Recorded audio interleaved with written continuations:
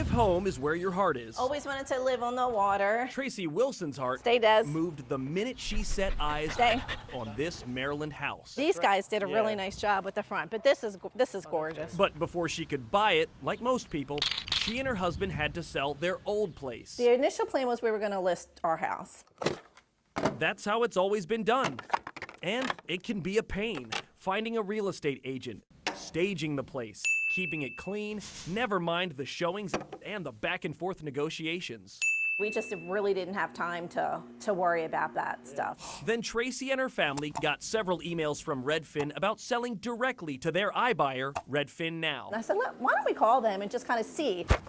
If this is the first time you've heard the term iBuyer, you're not alone. It stands for instant buyer. iBuyers are real estate companies that buy houses directly from consumers, usually with Wall Street money.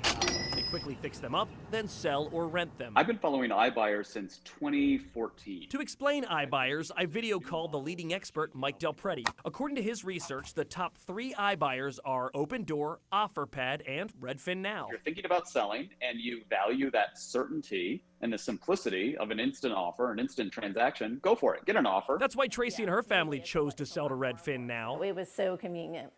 They set absolutely everything up. We didn't have to do anything except show up. What we found was that people really needed this service locally. Rob Whitman represents Redfin Now. Updated the wiring, took out the old cabinetry. We met him at a staged home in Rockville, Maryland. It's a house the company recently bought, fixed up, and is now put back out on the market in less than a month. It actually provides like this vast service for people who don't have anything against real estate, don't have anything against putting their house on the market, but maybe don't have the time, energy, or the capital to do it. But there is a flip side. If you're trying to buy a home and you're competing against billions of dollars of Wall Street capital, making really good all cash offers, that's gonna be tough. In the DC area, Del Prete estimates iBuyers only account for about 1 to 2% of the market. So the effect hasn't been great.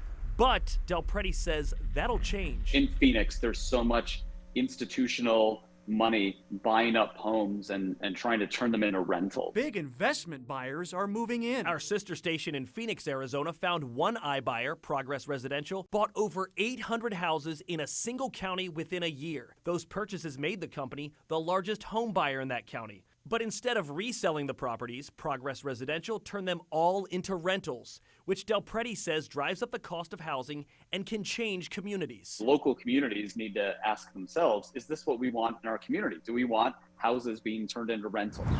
When I brought these questions to Rob Whitman, he says he can't speak for the other iBuyers, but that's not Redfin Now's business model. We're really proud that we're putting these houses back into consumer hands. It's not to say that an investor couldn't buy them, but we don't sell them in large blocks to anyone. And speaking of homes back into the market, It was sold within 2 weeks. Yeah.